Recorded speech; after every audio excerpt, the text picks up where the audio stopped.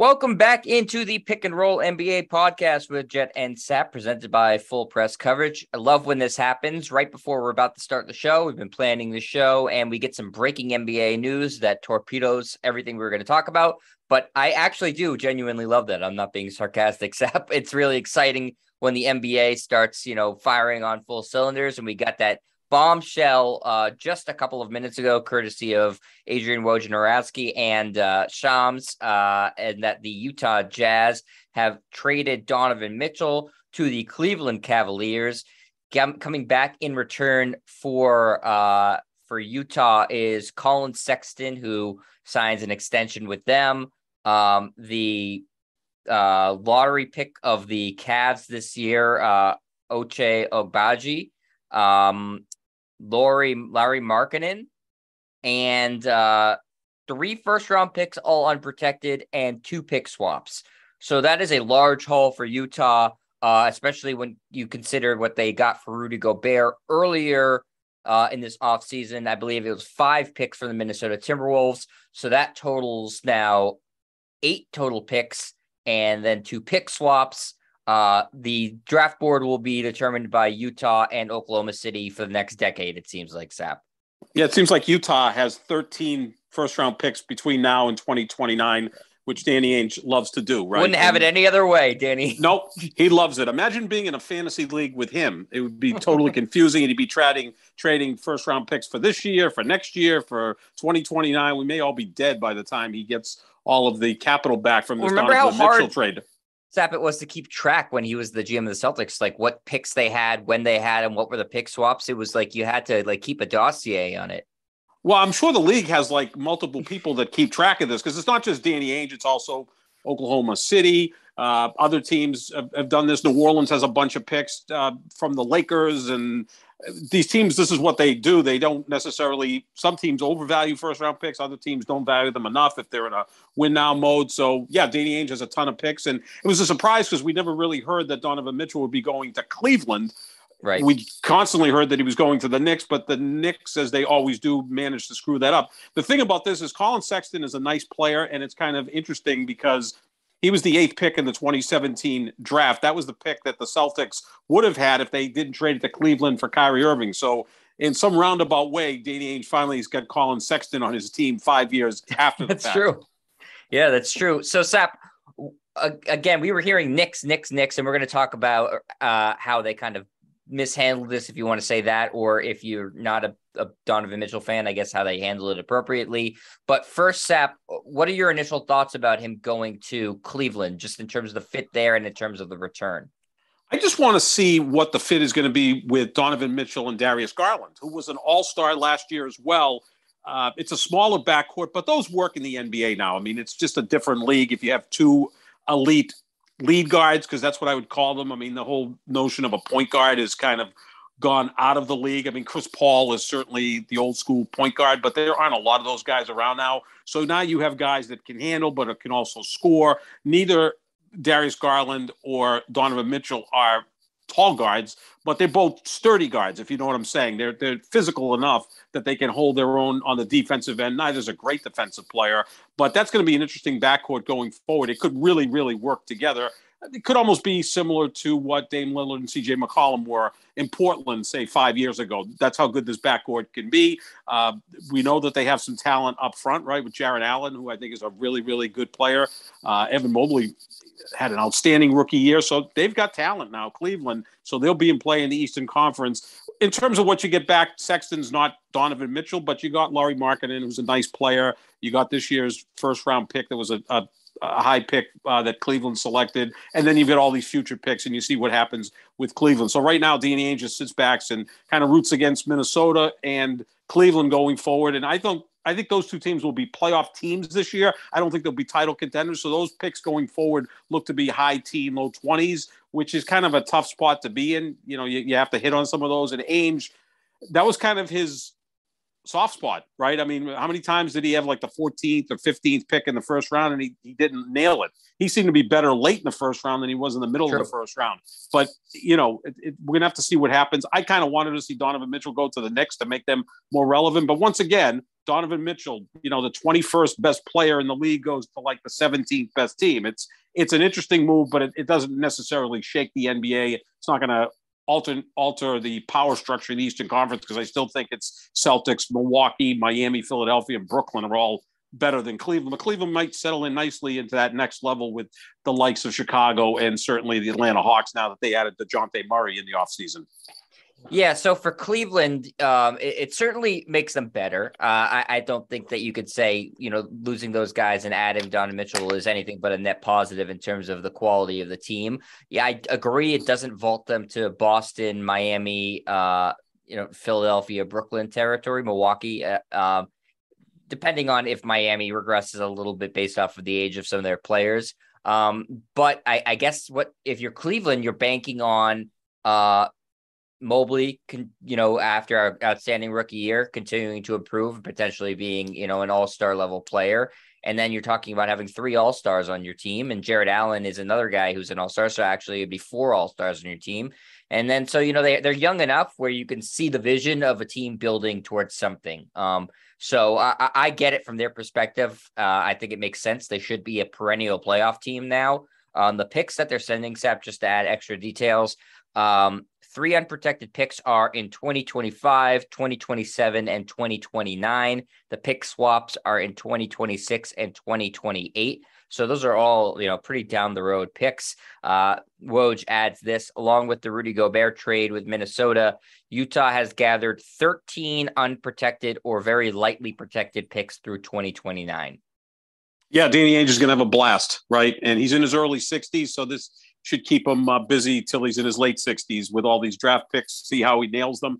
And I would look at Donovan Mitchell being quite pleased with this, because I would think that he's improving his lot here. Now, we can argue about what's better, the Eastern Conference or the Western Conference, but I think this is the best roster he's been on in his career in talking about high-level talent. Rudy Gobert in Utah, and then a lot of nice role pieces, right?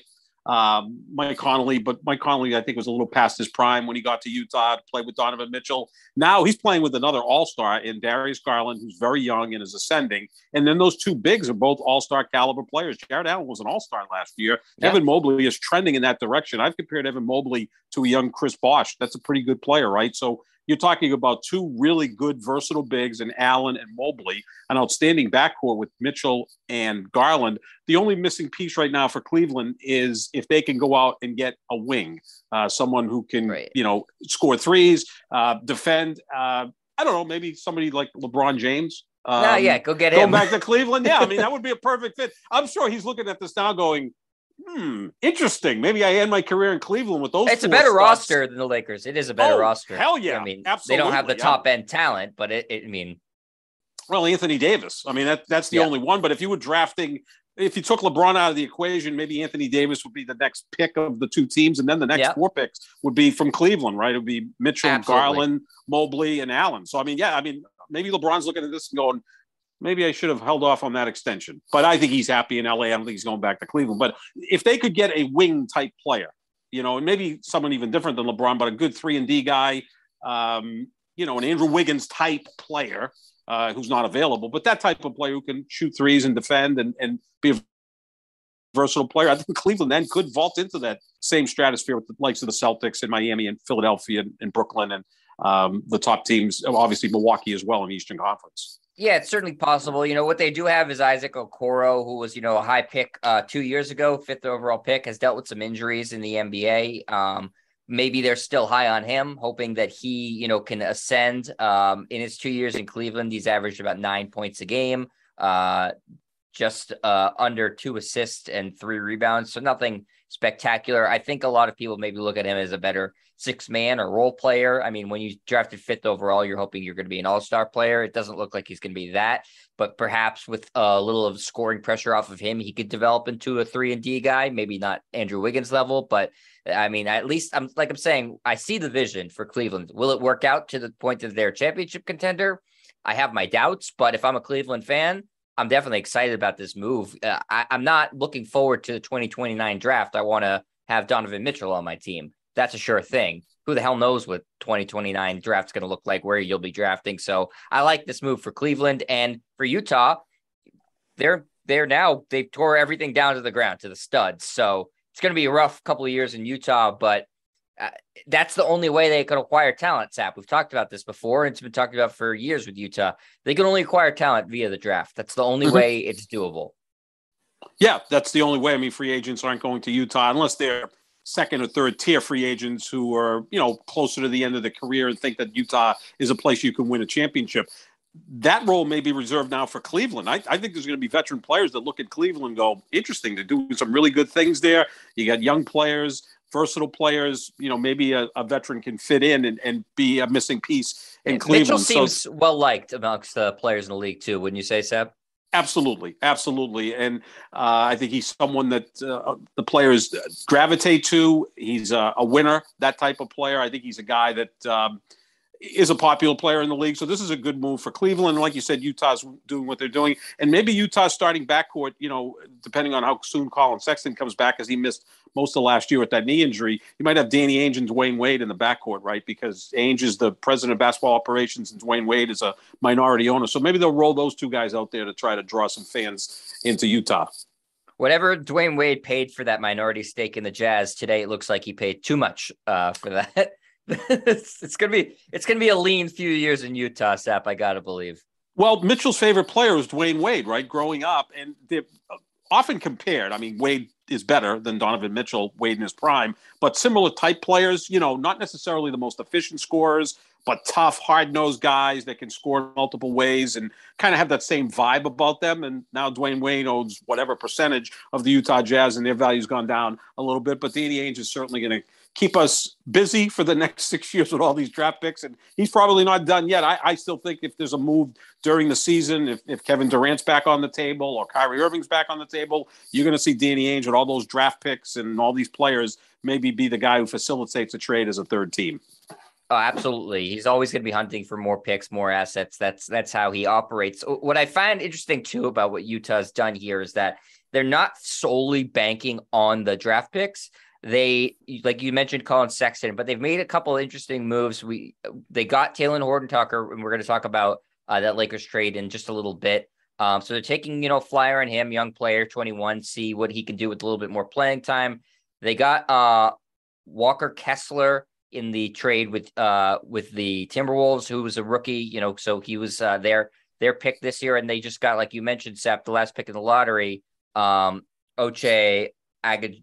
I'm sorry, I'm butchering his last name, but from Kansas, he was the most outstanding player in the Final Four. Mm-hmm. So they're also acquiring young players and say, okay, well, we're not winning, so maybe they'll hit on one of those guys too. So I think that Ainge has done a good job here in terms of saying, we're going to get our picks, sure, but you're also going to give us a young player that we're interested in at least scouting and giving playing time to and seeing what develops. So it sort of doubles their odds of being successful in a trade, I guess.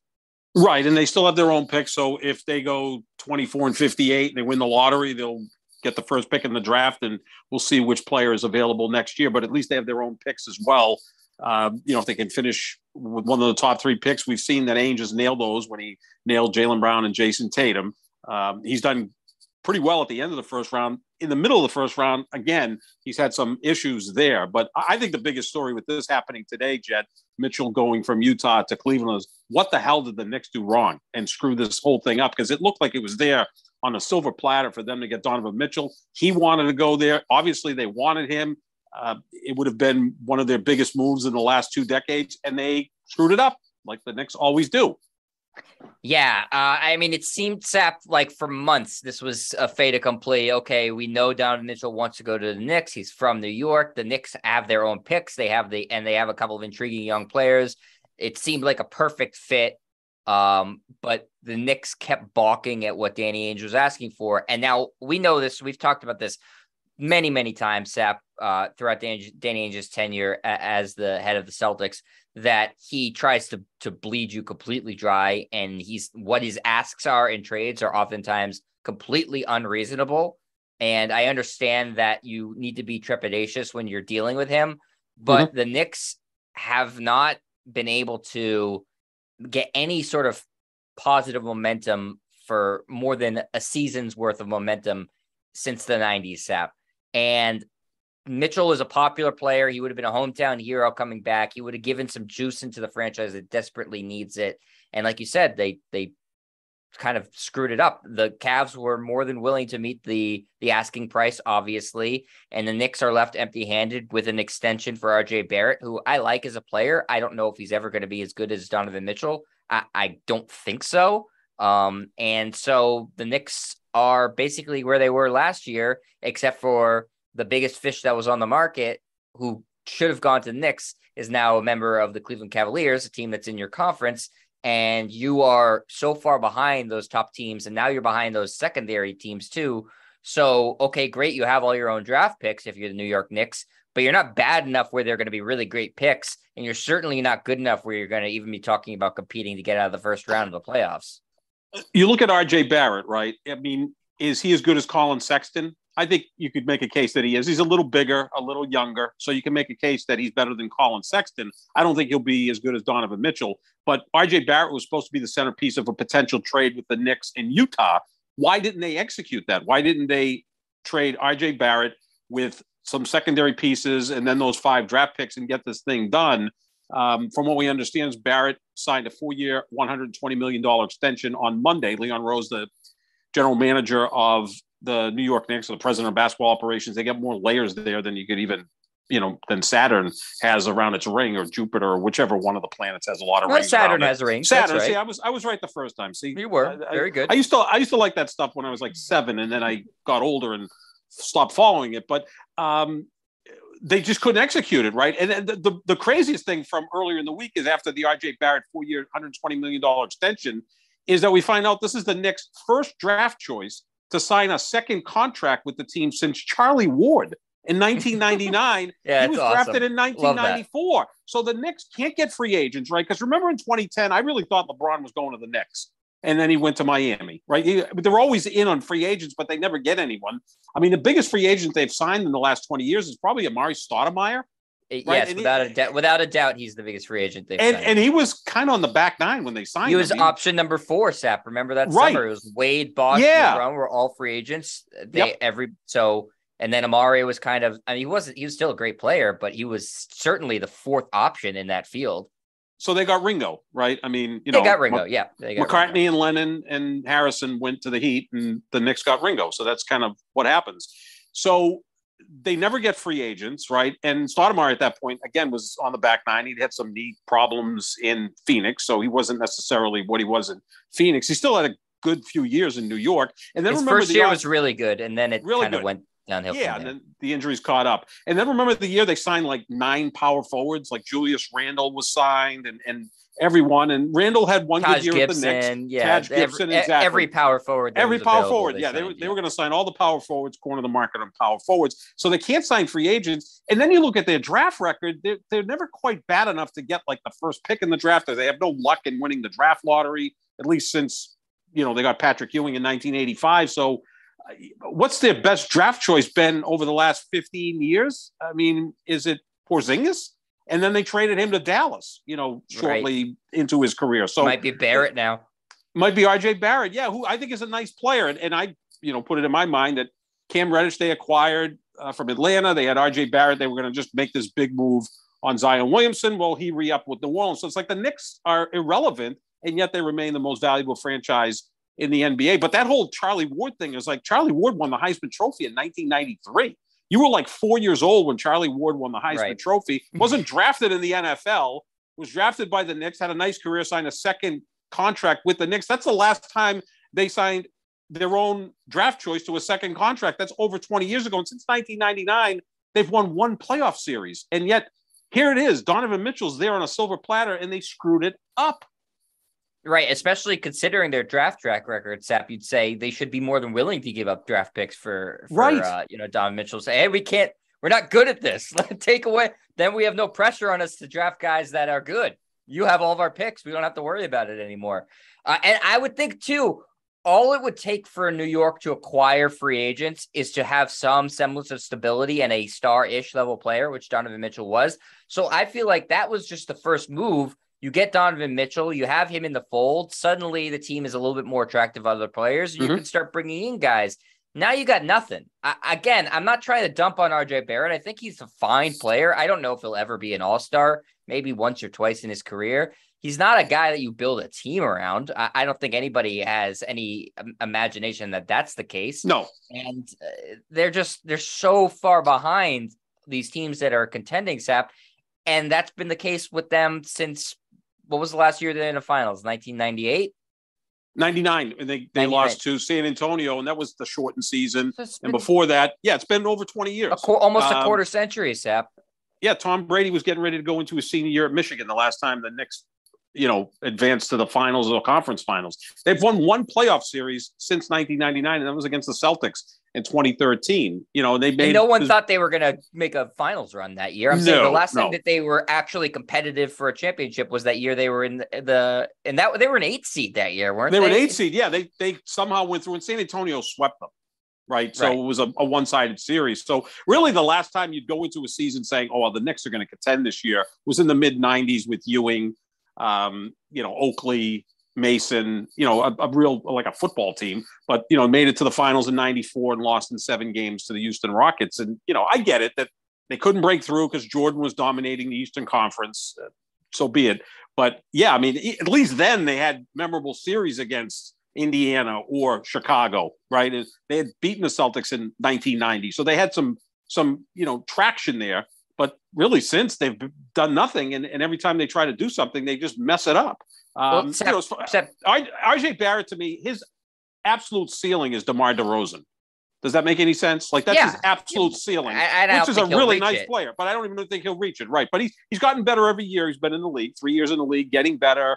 Not a real great 3-point shooter, but I don't think he'll ever make an all-star team. DeRozan has made several all-star teams, but to me, that's his absolute ceiling. That's if everything breaks his way. Sap, put yourself in the shoes of the worst job in the NBA and that you're working for the New York Knicks, and you've got to explain this to your fan base. Now, how do you sell this to your fan base? How do you sell the New York Knicks vision to your fan base right now? You can't, because do you go back to your fans and say, well, Danny Ainge wanted too much? The average fan is like, who cares? Give them the draft picks. They wanted Donovan Mitchell. Absolutely. I mean, that they play the media game where they're going to leak something, about the Jazz were asking for too much and stuff like that. But I don't see a way that any of their fans buy it. They've got a great fan base, but it's a fan base that is frustrated, right? I mean, just remember 2 years ago when they finally made the playoffs and they played Atlanta in the first round and lost in 5 games. Madison Square Garden was electric. It was great. Julius Randle made 3rd-team All-NBA, and everything was going great. Stephen A. Smith was at the games, getting excited. It was fun. You want to see that with the Knicks, right? Spike Lee was enjoying himself, there. Right? Yeah, it was great. So, and I want to see that, but here's the thing, too, is people always say, well, the league is better when the Knicks are good. Well, the league has just grown incredibly, and the Knicks haven't been good. Like, the league is great because of the stars, whether they're playing. Look, LeBron's played in Cleveland. Harden has played in Oklahoma City and Houston. Yeah. Durant's played in Oklahoma City. Yeah, Giannis, the best player in the world, is playing in Milwaukee. I mean, what the hell were the Golden State Warriors till Steph showed up? So, I mean, It's not the Bulls haven't been good since Jordan left, and the league's doing quite well. So, and look, the Lakers have had one really good team in the last 10 years, and the league's still growing. Yes, it would help if the Lakers were more relevant because they are the marquee franchise and they do still have the face of the league and LeBron James. But yeah, I mean, if you're the Knicks, just do what you have to do to get Donovan Mitchell, get that buzz. And again, even that, at least the Lakers are interesting. They're in the news constantly because, they have different things, sometimes it's a sideshow, but at least they're doing things that are, somewhat intriguing. What do the Knicks have the most boring roster in the league, Sap, if you look at it right now? Yeah, led by a coach who feels like he should be coaching football instead of basketball, right? I just don't see anything there that makes sense in terms of getting a fan excited or being like, okay, New York Knicks basketball is coming back. Like, when? Yeah, no, there's nothing exciting there. Right. No, Julius Randle's their best player, RJ Barrett, nice players, but they're not as good as Donovan Mitchell. Tom Thibodeau, it's kind of a defensive plotting style, which I don't think that's going to attract free agents either. So, yeah. No, and he lasts at 2-3 years at places, right, and then he wears out his welcome. It's exactly it's the same thing with him. Yeah, so I don't see how the Knicks recover from this. And even Donovan Mitchell is as good as he is. Again, the 21st best player in the league. now goes to Cleveland, where I think they've got better pieces for him to excel than if he had gone to the Knicks. I think Donovan Mitchell, other than wanting to play for the Knicks, is going to be happy in Cleveland because he's got an all-star in the backcourt in Darius Garland and two emerging big guys in Jared Allen and Evan Mobley. I mean, that's a really those four guys, they can play and they'll yeah, compete. and they have a great fan base when they're into it in Cleveland, and you're out of just snow white Utah, which True. I'm sure is not the preferred destination for a lot of young black athletes to be living. No. So better city in Cleveland in terms of lifestyle. So yeah, I'm sure he's happy. Oh yeah, without a doubt. Yeah, I mean he'll contend with Cleveland again. They had the best record in basketball a couple of years ago, and then they were upset by the Clippers in the second round. He's had some injuries as well. He's not a real big guard, so at times he's going to have to deal with some injuries. He's about 6'1". He's strong, but he's just not as big as some of these other elite players in the league. But he's an outstanding player, he's an all-star. But I think in the end it worked out better for Donovan Mitchell going to Cleveland rather than New York. Although I know he wanted to go to New York, he's from that area. I grew up a Knicks fan, but hey, his dad works for the Mets, and they've got a chance to win the World Series, so he can root for the Mets from afar. All right, and he could have been wearing the same colors of the Mets if the Knicks didn't yes. that. But yeah. This is the world, the real world we live in, where the Knicks aren't going to do something that's a good basketball decision. It's just not happening. Sorry to Knicks fans who are listening to this. It's just nothing's getting better there. Another trade that happened, Sap, involving the Utah Jazz was when we mentioned very briefly a couple of minutes ago, and that sent Patrick Beverly to the Los Angeles Lakers in return for Stanley Johnson, who did some nice things for the Lakers last year, and Timothy Horton Tucker, who has been long coveted by Lakers fans as this great young prospect. And so two youngish guys, and you get the veteran Patrick Beverly. The obvious storyline here is Patrick Beverly and Russell Westbrook have had a lot of issues with each other over the years. They're both very combustible players. Now they're in the same backcourt. You're a Lakers fan, Sap, because LeBron is there. What do you think of this trade? I think it's a good trade for the Lakers because they had to get a veteran presence. And Beverly is a guy who is an irritant, right? And that's what the Lakers need. They needed some defensive presence, which he'll provide as a perimeter defender. You can also shoot threes. When the Lakers won the title a couple of years ago, it was LeBron, Anthony Davis, both healthy, both playing at a high level, and then a bunch of other guys that defended the three and hit the three. Well, Beverly does that. That's something they didn't have last year. Certainly, they don't have it in Russell Westbrook, who can't even shoot free throws, let alone three-pointers. Look, like you said, the Lakers are still interesting because they have LeBron and Anthony Davis, and then this dynamic with Westbrook and Patrick Beverly is going to be fascinating, provided Westbrook is still on the team when we start the season. And it's looking more and more like that's what's going to be the case. I don't know how the Lakers can move off of Russell Westbrook. And, remember, especially now that Mitchell trade just happened, Sap, because that was being looked at as a clearinghouse for Westbrook, right? Was the Jazz. Yep. And Ainge is up for anything. And that's not going to be the case now. Do the Knicks in response say, well, Russell Westbrook could provide some juice for us? But the Knicks fans are too smart for that. That would last for about 2 weeks, and then they'd realize that Russell Westbrook isn't very good anymore, and they'd turn on him as well. I think it's a good move for the Lakers because Beverly is a guy who can defend and can hit the three, and that's what you need with LeBron and Anthony Davis. Once again, LeBron brings in a guy who's been an irritant, and Patrick Beverly's been one of those guys. Remember years ago, was it Lance Stevenson who played in Indiana, was an irritant to LeBron and ended up playing with LeBron in Cleveland. LeBron's very good at understanding, keep your friends close, your enemies closer. And he's got that type of ability. So I think Beverly will certainly help the Lakers. We'll see how it meshes with Russell Westbrook in the backcourt. But like you said, the Lakers are infinitely interesting, even if dysfunctional. The interesting thing, is the mix of personalities, and now Patrick Beverly, has done the media car wash this offseason, and he's a very, he's an entertaining guy. I love him on the court because I love those sort of gritty defensive players. He's definitely confident. He thinks he's way better than he is, which I'm wondering. All the talk is about him and Russell Westbrook because they've gotten into spats before, and they're two sort of alphas and stuff like that. There was a comment, Sap, and I'm sure you've seen this too, early in this offseason when Patrick Beverly was on one of the shows on ESPN, I think it was, and he said that the Lakers would have won the championship if he was on the team. This same roster. So exactly what he's on right now, because he said he would be willing to call out LeBron or Russell Westbrook when they did something wrong. Would LeBron respond to something like that? Is that a realistic thing? No, I mean, the Lakers were 33 and 49 last year. Does Patrick Beverly think he's worth 15 games? Apparently. On his own? I mean, I don't think there's a player in the league worth 15 games with the possible exception of Giannis, who we both agree is the best player in the sport. Like, no, I mean, he's going to help. He's going to call out LeBron James. All right, good luck with that. LeBron's going into his 20th year. He's at worst the second greatest player in the history of the sport.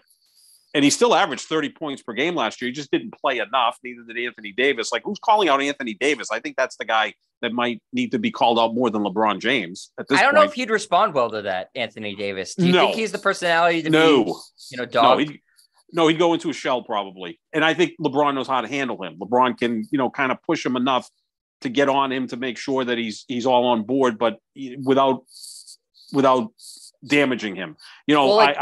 I learned this a long time ago that you have to, with the younger generation, and I'm 59 years old, but I like to consider myself part of the younger generation, the compliment sandwich, right? You give a compliment, then the criticism, and then you end with a compliment. So the first and last thing that the person hears is a compliment. The criticism is in the middle.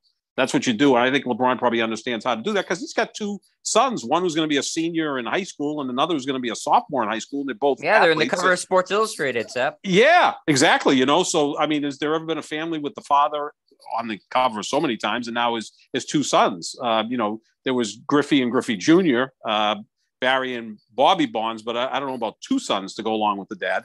But the Hulls? How many Hulls were there? Oh, yeah, that's true. There were 3 Hulls. Yeah. That's a good point, actually.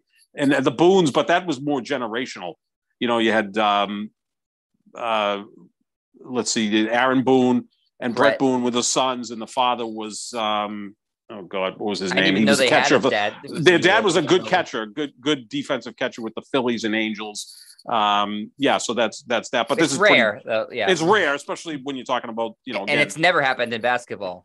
No. It's because basketball's a newer sport too, than say baseball, which has so much generational background to it, and hockey as well. So yeah, that's pretty cool. But yeah, I mean, I think that Anthony Davis wouldn't respond necessarily to that. He might go into a shell. Westbrook might start a fight with you if you start to call him out. Like that's going to be a tough. Oh, we know he doesn't respond well to that. I mean, he doesn't respond to tweets about that stuff. No, he doesn't. No, he's ready to fight everybody, and Darvin Ham's going to have his hands full as a first-year head coach with that group, and they're not done. I'm assuming they're going to try to add some pieces here. They need more 3-point shooting and more defense to go along with the players they have right now. I look at it sort of as with Anthony Davis and Patrick Beverly or whatever. Is that this? Remember a few years ago when Jimmy Butler was on the Timberwolves. Jimmy Butler's obviously a better player than Patrick Beverly. He was so in your face and stuff like that. And Karl Anthony Towns did not, and Andrew Wiggins did not respond well to that. And they sort of regressed. And then when he left, they kind of each player got better. Now we've seen how successful Wiggins was as a member of the Warriors. Karl Anthony Towns had maybe his best statistical year last year. So it can have a negative effect too. You need to have really the right player to respond well to that sort of criticism. And I don't think Patrick Beverly knows Anthony Davis if he thinks that is or LeBron if he thinks that that's a good strategy. He does some things that are really well. Like you said, he shoots the 3 decently. He's an excellent defender when he wants to be. But he's got to – it's the same thing with Westbrook, Zap. You got to fill – they're looking for him to fill a specific role, not be the captain of the team, not be the leader of the team, play defense, shoot threes. That's all they want him to do. I don't know if he's capable of going to a team like the Lakers and just saying, okay, I'm just going to do 2 things. Right. That's it. Well, use the Bill Belichick, phrase of do your job. Like you're here to defend and hit threes. That's why the Lakers won 2 years ago, because they had guys that understood that, right? KCP. Okay, I'm going to hit threes. I'm going to defend. Caruso. I'm going to hit threes. I'm going to defend. Rondo was facilitate. That was it. Rondo facilitate. LeBron do everything like he always does. And LeBron, you do the rest. You do the rest. You can pretty much handle anything. He's, I've often said that LeBron is to basketball what Prince was to music. Like he just could play any instrument, could write songs. Write songs, dance, sing, produce a hell of a movie in Purple Rain, do it all. But I think that's a great point, Jet. And again, LeBron's the leader. So it's like Patrick Beverly understanding your role. I think sometimes the Celtics run into this with Marcus Smart. And Marcus Smart's a slightly better player than Patrick Beverly. He's younger, he's more in his prime. But at times it's almost like, Tatum's the one, Brown's the two, and the rest of you guys kind of fill in. I'm worrying about Grant Williams turning into that guy who, during timeouts is in Jason Tatum's ears. There's going to be a point where Jason Tatum just turns to him and says, "Shut up." I mean, I think that's already happened. Right. And we know can't Tatum do anything better than me. Right. Like I could play this game better than you left-handed with a broken bone in my left hand, and I'm still better than you. And at some point, and we know Tatum's a pretty docile guy, but imagine trying to do this with Westbrook, who's like, 180 degrees difference than Tatum. Now the Lakers have two of those guys, right? You've got two crazy guys. Who are, it's not just that they're crazy, but that haven't shown an ability to say, right, I'm going to just do this. Westbrook, It's a different case because he still thinks he's an MVP. Beverly, obviously, he said he thinks he's worth 15 games, which is insane, but he's been a role player for virtually all of his career. So I think he at least has a better sense of it, but you do have two guys who are just kind of delusional about their abilities at this point in their career. Yep. Maybe it will work, but it's certainly interesting. Oh yeah. The Lakers are always fascinating. Hell, they were 33 and 49 last year and every national show led with the Lakers. I mean, he's still most talked about team in the league, even though it's were a train wreck. Yeah. I mean, it's like the Dallas Cowboys. The Dallas Cowboys, everyone talks about, and although they went 12-5 last year and had a good year, but that's the team everyone talks about in the NFL. Same thing with the Lakers in the NBA, especially when you get LeBron on the team. Yeah, it should be fascinating. I do think overall, Sap, if I'm a Lakers fan, I think it's a net positive trade. You trade two guys that, were fine. I don't know how long. Stanley Johnson was out of the NBA last year before the Lakers picked him up. THT, I think maybe he'll be an okay 7th or 8th guy, and you got a guy that should be able to contribute every night. So I think that's certainly a good thing for the Lakers. So I think it's a good trade for them. It's just personality wise, it's just a really interesting one. And we are almost out of time, Sap. Really quickly, we have about 2 minutes left, but rumors about Celtics come in and Carmelo Anthony potentially signing with Gallinari out now.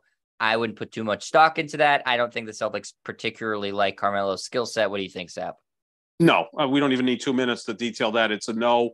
Wait till Gallinari comes back in a couple of months. And in the meantime, give more minutes to Sam Hauser. It's going to be October, November, and Gallinari will be back around Thanksgiving. And then you go from there. Yeah, I mean, I think Carmelo's done a nice job towards the end of his career now, being that kind of scoring guy off the bench. Last year was essentially with the Lakers, he was asked to do too much because of all the injuries and stuff like that. He was good on the Blazers the year before. It's just not at all what the Celtics are looking for. He's not really a 3-point shooter. They would want a 3-point shooter. He doesn't play any defense. It's just not a fit that I think is going to happen. So I don't see that happening, but lots of big news in the NBA today. So plenty more to talk about when we come back next week for our show, breaking it all down, seeing what other dominoes fall. Like you mentioned, Sap, maybe New York has to overcorrect for this. We'll see what happens there. But we'll be back on the Pick and Roll NBA podcast with Jet and Sap next week. Thanks to Full Press Coverage. Make sure you check out our social medias at JohnSap25, at Jet Stryer. And you can go to Full Press Coverage and check out all the great podcasts and articles, some by John Sapichetti on there. And we will talk to you later, everybody. See ya.